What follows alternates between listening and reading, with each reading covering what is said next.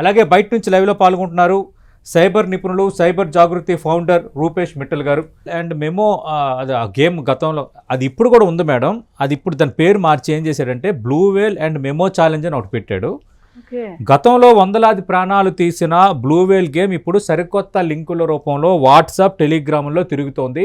తల్లిదండ్రులు తస్మాత్ జాగ్రత్త. వాట్సాప్, టెలిగ్రామ్లో మీ పిల్లలు ఎక్కడైనా ఏదైనా గేమ్ లింక్ టచ్ చేశారంటే ఖచ్చితంగా అది చాలా డేంజర్ గేమ్, ఖచ్చితంగా అది టాస్కులతో కూడిన గేమ్, అది మీ పిల్లల ప్రాణాల మీదకి తేవచ్చు. 10TV మిమ్మల్ని హెచ్చరిస్తోంది. ఈ గేమ్లో ఏం చేస్తారంటే చేతిపై ఘాట్లు పెట్టుకోవటం, అర్ధరాత్రి భయంకరమైన సినిమాలు చూడటం వంటి 50 రకాల టాస్కులు ఇందులో ఉంటాయి. చివరి టాస్క్ ఏంటో తెలుసా? చనిపోవడం. మెమో ఛాలెంజ్ కూడా వింత ఆకృతి గల బొమ్మతో పిల్లల్ని భయపెట్టి ఆత్మహత్యకు ప్రేరేపిస్తుంది. ఇంకా మిగతా గేమ్స్ ఎలా ఉంటాయనేది కూడా నేను మీకు డిబేట్లో భాగంగా వివరిస్తాను. ఒక్కసారి మనం రూపేష్ మిట్టల్ గారితో మాట్లాడుతాం. రూపేష్ మిట్టల్ గారు, ఏంటి సార్ మళ్ళీ ఈ గేమ్స్, ఆన్లైన్ గేమ్స్కి పిల్లలు బలవ్వటం ఇవన్నీ మనం చూస్తున్నాం. ఆన్లైన్ బెట్టింగ్ అనేది బాగా కాన్షియస్గా చేసేది, అవి కొంత పెద్దవాళ్ళు చేస్తున్నారు, మోసపోతున్నారు, చనిపోతున్నారు, అదొక పార్శ్యం. బట్ వేరే ఈ ఆన్లైన్ గేమ్స్ అనేవి పిల్లల్ని అట్లాగా ట్యూనప్ చేసేసి ఇస్తున్న ప్రతి టాస్క్ని వాళ్ళు చేసుకుంటూ చివరికి అప్స్టేర్స్ మీద నుంచి గెంతటము, కత్తులతో కోసుకోవటము, ఏదైనా చేయటము, గ్యాస్ లీక్ చేయటం, ఇలాంటి మనం ఊహించని ఇష్యూస్ చేస్తున్నారు. ఏంటి సార్, దీనికి మరి ఎండ్ కార్డ్ లేదా? నమస్తే సార్. ఇప్పుడు ఈ ఎవరైతే ముగ్గురు చనిపోయారో పిల్లలు, వాళ్ళ ఏజ్ మనం ఒక నంబర్స్ చూసుకుంటే 12 years, 14 years and 16 years. Sir ఇప్పుడు మనం ఒక యాప్ ప్లే స్టోర్ లో లేదా యాప్ స్టోర్ లో మీరు ఒక యాప్ ఓపెన్ చేస్తే అక్కడ ఏజ్ ర్యాంకింగ్ మీకు కనిపిస్తుంది. 13+. జనరల్ గా ఉన్న సోషల్ మీడియా యాప్స్ కి ఉన్న ఏజ్ రేటింగ్ ఏదైతే ఇస్తుందో అది 13+, 16+, కొన్నిట్లో ఉంటుంది, కొన్నిట్లో అబౌవ్ 18 కూడా ఉంటుంది. సో అసలు what is the right age to use mobile phone అనే దానిపైన యాక్చువల్ మనం చర్చ చేసుకోవాలి.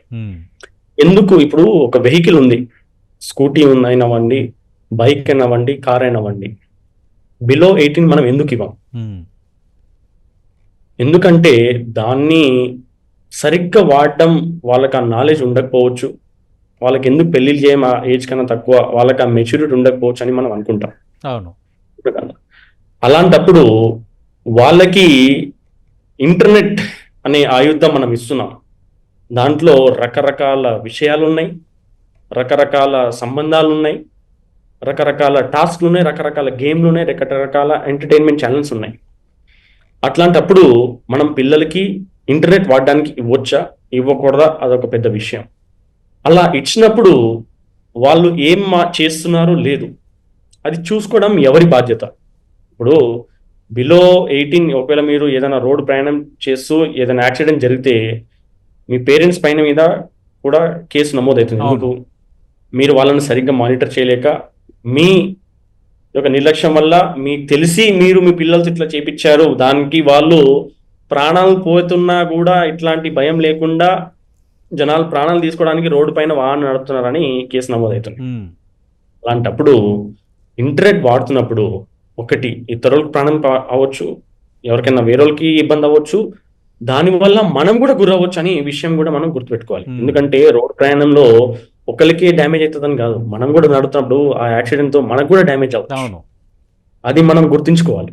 అలాంటప్పుడు ఇట్లాంటి యాప్స్ మనం వాడుతున్నప్పుడు పేరెంటల్ కంట్రోల్స్, చాలా మందికి మేము ఆల్రెడీ చెప్తా ఉంటాము, పేరెంటల్ కంట్రోల్స్ లేదా ఇంతకు ముందు ఒక 20 years బ్యాక్ అని చూసుకోండి, లేదంటే 1990s ఎరా పేరెంట్స్ ఎవరుతున్నారో వాళ్ళకి వాళ్ళ గ్రాండ్ మదర్స్, పెద్ద ఇంట్లో ఎవరైతే పెద్దలు ఉండే వాళ్ళు చిన్న పిల్లలు పుట్టినప్పటి నుంచి, ఎందుకంటే మనకు తెలియదు, పెళ్ళినలో మనకైతే మనకు తెలీదు how to handle a child, ఒక పిల్లల్ని ఎట్లా పెంచుకోవాలి, ఏమేమి చేయిస్తుండాలి, ఎప్పుడు ఎట్లాంటి ఫుడ్ ఇవ్వాలి, 1 year వరకు ఎట్లాంటి ఫుడ్ ఇవ్వాలి, 2 years అయినా ఎట్లాంటి ఫుడ్ అని మనకు తెలియదు. పెద్దలు మనకి గైడ్ చేస్తుంటారు. అవును. కానీ ఇప్పుడు 2000 తర్వాత వచ్చింది డిజిటల్ ఎరా. దీంట్లో గైడ్ చేయడానికి ఎవరున్నారు? పేరెంట్స్కి నాలెడ్జ్ ఉందా? లేదు. స్కూళ్ళకి నాలెడ్జ్ ఉందా? లేదు. యూనివర్సిటీలకి నాలెడ్జ్ ఉందా? ఆ మాత్రం కూడా చాలా యూనివర్సిటీస్ మనం చూస్తున్నాము, డిజిటల్ అరెస్ట్ లాంటి వేరే రకరకాల ఫ్రాడ్స్ కూడా జరుగుతున్నాయి. చాలా మందికి దానిపైన కూడా ఇవి ఎట్లా రియాక్ట్ అయితే ఎలా పని చేస్తాయి అనేది మనకు తెలియదు. ఎందుకంటే ఇది ఒక కనిపించని ప్రపంచంలో మనం ఉంటున్నాం. ఓకే. సో దాంట్లో ఒక క్రమశిక్షణ, ఒక చాలా మంచి వర్డ్ వాడుతున్నాను ఇక్కడ, క్రమశిక్షణ, డిసిప్లిన్ అనేది ఎట్లా ఉండాలనేది చాలా మందికి తెలియదు. అందుకు చాలా వరకు స్కూల్స్లలో మరియు కాలేజీల్లో కూడా digital parenting, digital or cyber discipline, cyber క్రమశిక్షణ మీద చాలా మంది మాట్లాడుతుంటాం. ఎందుకు? ఒక ఆన్లైన్ మీడియం మనం ఉంటున్నప్పుడు ఎలా ఉండాలి, ఎటువంటి విషయాలు మనం చూస్తూ ఫాలో అవ్వండి. ఇప్పుడు స్కూల్స్ లో గుడ్ టచ్ బ్యాడ్ టచ్ అనేది స్టార్ట్ చేశారు. అవును, చాలా మంచి ఇనిషియేటివ్, అందరికి తెలిసి ఉంటది. గుడ్ టచ్ బ్యాడ్ టచ్ అది ఎందుకు స్టార్ట్ చేశారు? జరుగుతుంది ఎందుకంటే మీరు అక్కడ రకరకాల మందిని కలుస్తుంటారు. ఇంట్లో కూడా ఎవరైనా మీతో దుర్వ్యాహారం చేస్తే మీకు ఆ నాలెడ్జ్ లేకపోవచ్చు. అవును, ఇది ఒక మంచిది చెడు మీకు ఆ నాలెడ్జ్ ఉండకపోవచ్చు. పిల్లలు కాబట్టి మీకు తెలియకపోవచ్చు. అవును, దానివల్ల మీరు బాధపడుతుండొచ్చు, మీకు ఇబ్బందికరంగా ఉండొచ్చు. అవి మీరు చెప్పగలగాలి. యాజ్ ఎ పేరెంట్స్ కూడా, యాజ్ ఎ టీచర్స్ కూడా, మనము ఇప్పుడున్న జెన్జీ జనరేషన్, ఇప్పుడైతే పిల్లలు అంటాము మనం, అన్ని జెన్జీ జనరేషన్ అని అంటాం. వాళ్ళ మెంటాలిటీ వేరే, వాళ్ళు ఎలా పర్సీవ్ చేసుకుంటారో ఆ మెంటాలిటీ వేరే. సో వాళ్ళని ఎలా మనం పేరెంటింగ్ చేయాలి, వాళ్ళని ఎలా మనం పెంచుకోవాలనే విధానం కూడా ఇప్పుడు మారిపోయింది. ఇంతకుముందు అలాగా ఒక 2 కొట్టేసి తిట్టేసి వాళ్ళని పెంచుకుంటామంటే ఆ కాలం పిల్లలు ఇప్పుడు లేరు సార్. ఇప్పుడు ప్రేమగా దీన్ని ఎక్స్ప్లెయిన్, ఎందుకంటే మనకన్నా అడ్వాన్స్ వాళ్ళు. ఇప్పుడు నాకు కూడా ఒక ఫోన్ వాడడం అంత రాకపోవచ్చు. యాజ్ ఎ సైబర్ ఎక్స్పర్ట్ కూడా ఫోన్ లో ఇన్ని ఫీచర్స్ ఉంటాయి, ఇన్ని విధాలుగా అది వాడుకోవచ్చు అనే విషయం తెలియపోవచ్చు. కానీ ఒక చిన్న పిల్లోడికి దీంతో ఇలా కూడా జరుగుతుంది సార్, ఇలా కూడా జరుగుతుంది అన్నా, ఇలా కూడా జరుగుతుంది అన్నా అని కూడా రకరకాల సెషన్స్ లో వచ్చి కూడా మాకు చెప్తుంటారు. బికాస్ వాళ్ళు దానిపైన వాళ్ళ ఐక్యూ లెవెల్స్ ఇంకా పెరిగిపోయినాయి. అవును, రోజుకి. ఎందుకంటే వాళ్ళు మన టెక్నాలజీ పెరుగుతుంది, ల్యాక్ ఆఫ్ ఆపర్చునిటీస్ పెరుగుతున్నాయి, అన్ని పెరుగుతున్నప్పుడు వాళ్ళ ఐక్యూ కూడా ఈ డిజిటల్ ప్లాట్ఫామ్స్ లో పెరుగుతున్నాయి. అవును, మేడం గారు కరెక్ట్ గా పాయింట్ చేసినప్పుడు ఇప్పుడు దీన్ని ఫోమో అనే వర్డ్ వాడతారు. ఫియర్ ఆఫ్ మిస్సింగ్ అవుట్ అంటే ఎవరు పట్టించుకోవట్లేదు. ఇప్పుడు ఈ కాలంలో మన కాంపిటేటివ్ ఫీల్డ్ ఎక్కువ అయిపోయింది ఒకటి. అవును, ఇంకా మనం చూస్తుంటే కాంపిటేటివ్ ఫీల్డ్ అంటే కాదు, ఇప్పుడు కోవిడ్ తర్వాత చూస్తే ఈ కాంపిటేటివ్నెస్ ఇంకా చాలా పెరిగిపోయింది. ఎదర్ ఇన్ ఎగ్జామ్ అని అవ్వచ్చు. ఇప్పుడు 12, 13, 14, 16 ఇయర్స్ అంటే వాళ్ళు దాదాపు ఒక 9th class 10th class are intermediate rank అవ్వచ్చు.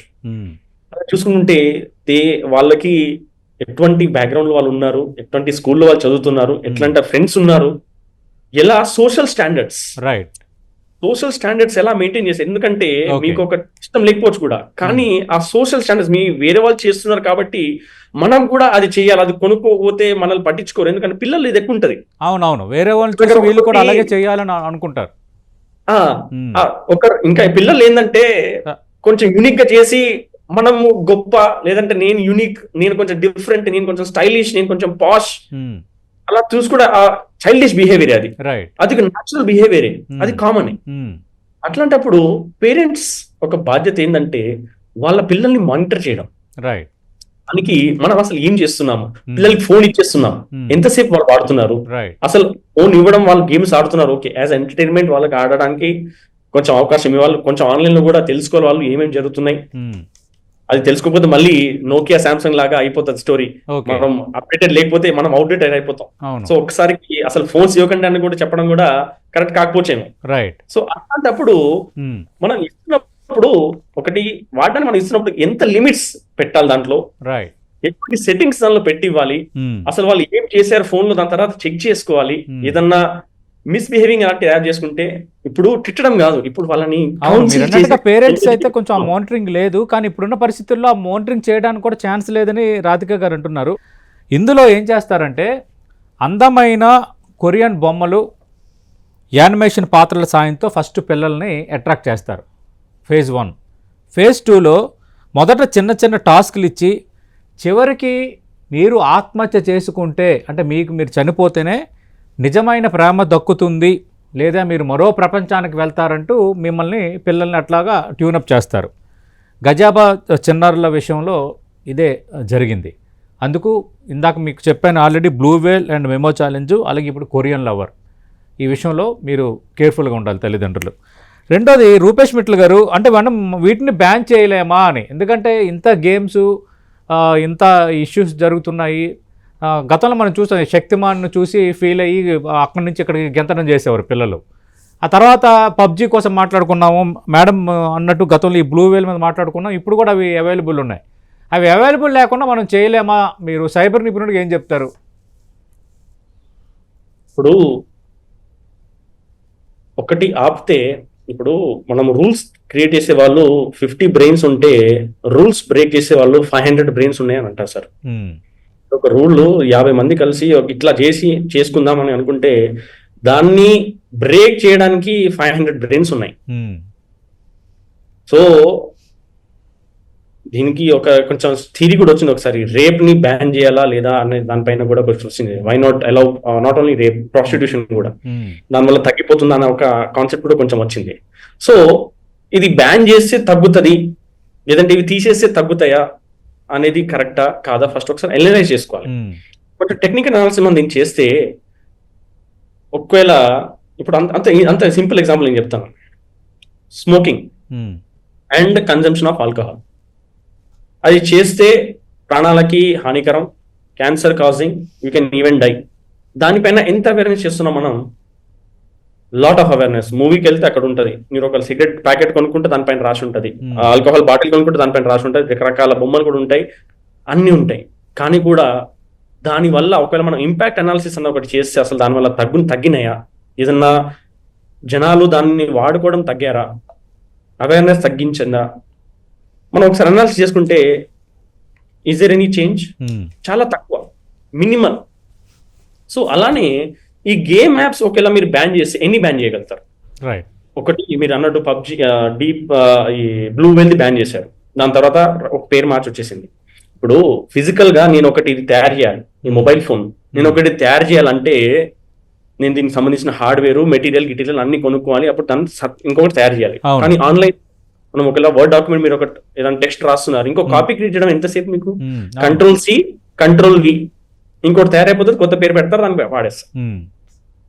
సో ఇప్పుడు బ్లాకింగ్ చేయడానికి కూడా టెక్నికల్ మనం చూస్తే ఒక వెబ్సైట్ బ్లాక్ చేస్తారు, లేదంటే ఒక యాప్ ని బ్లాక్ చేస్తారు.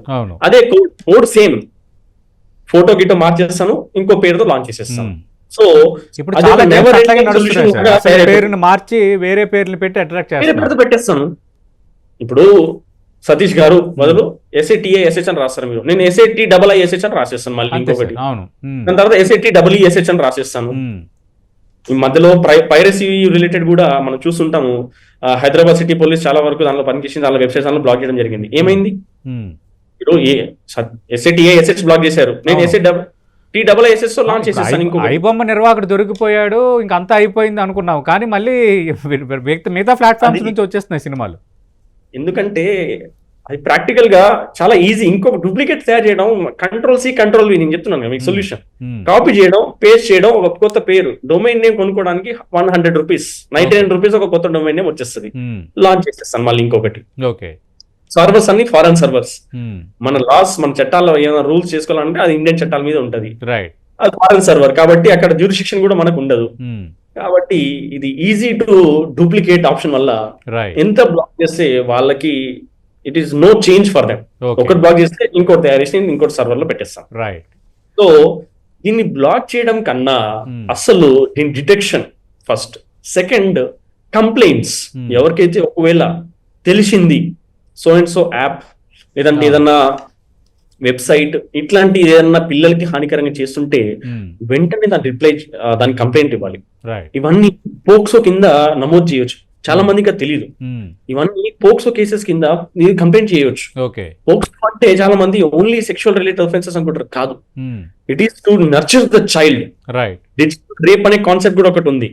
ఈ రోజే మధ్యాహ్నం తెలంగాణ సైబర్ సెక్యూరిటీ బ్యూరోలో ఒక జరుగుతున్న సమావేశం షీల్డ్ లో దీనికైనా మనం చర్చిస్తుంటే, చైల్డ్ రిలేటెడ్ ఒఫెన్సెస్ ఏవైతే జరుగుతున్నాయో దాన్ని ఫస్ట్ డిటెక్షన్ అనేది చాలా పెద్ద important.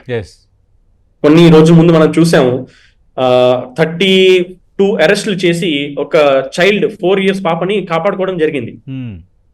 Because of cyber tip lines 10 TV ద్వారా మరియు వేరే ఛానల్స్ ద్వారా కూడా దానిపైన చాలా వరకు అవేర్నెస్ చేసాం మేము. జరిగిన ఒక ఆపరేషన్ లో సైబర్ టిప్ లైన్స్. ఈ సైబర్ టిప్ లైన్స్ అంటే ఏంటి? ఫారిన్ కంట్రీస్ లో ఉన్న ఈ సోషల్ మీడియా ఛానల్స్ ఏమి ఉన్నాయో అవి మినిస్ట్రీ ఆఫ్ హోమ్ అఫైర్స్ కి రిక్వెస్ట్ పంపిస్తే వాళ్ళు అక్కడ నుంచి మన స్టేట్ పోలీస్ పంపిస్తే ఇక్కడ మనం ఆ స్ట్రిక్ లైన్స్ ని ఆన్సర్ చేసుకొని లాస్ట్ ఇయర్ మన తెలంగాణలో 1,50,000 టిప్ లైన్స్ ని అడ్రస్ చేయడం జరిగింది. దాంతో అరౌండ్ 800 ఎఫ్ఐఆర్స్ అయినాయి. దానిలో ఒక 32 పీపుల్ ఆర్ అరెస్టెడ్. దానిలో 2 పిల్లల్ని మనం సేవ్ చేయడం జరిగింది. వాళ్ళతో ఉన్న హ్యూమన్ ట్రాఫిక్ కన్నా అవ్వచ్చు, లేదంటే ఏదైనా వేరే ఇతరుల మ్యాటర్స్ లోనూ వాళ్ళని సేవ్ చేయడం జరిగింది. సో దీనికోసం వేరే వాళ్ళ దగ్గరికి వెళ్ళాలా, వేరే కంట్రీస్ దగ్గర డిపెండ్ అవ్వాలా? Why is no eco system in India? ఎందుకు ఎకో సిస్టమ్ లేదు ఇండియాలో? ఈ ఆన్లైన్ లో జరిగిన ఈ కంప్లైంట్స్, పిల్లలకు సంబంధించిన కంప్లైంట్స్ కోసం ఏముంది? అవును, డెఫినెట్లీ ఎన్సిపిసిఆర్ అనే ఒక ఆర్గనైజేషన్ స్టార్ట్ చేసాం. దట్ అది ఏం చేస్తుంది? National child protection and child rights కోసం అది మనం తయారు చేసుకున్నాం.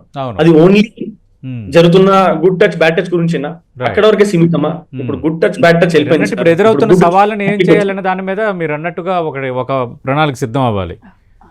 కరెక్ట్, ఒక స్ట్రాటజీ మనం ఫాలో అవ్వాలి.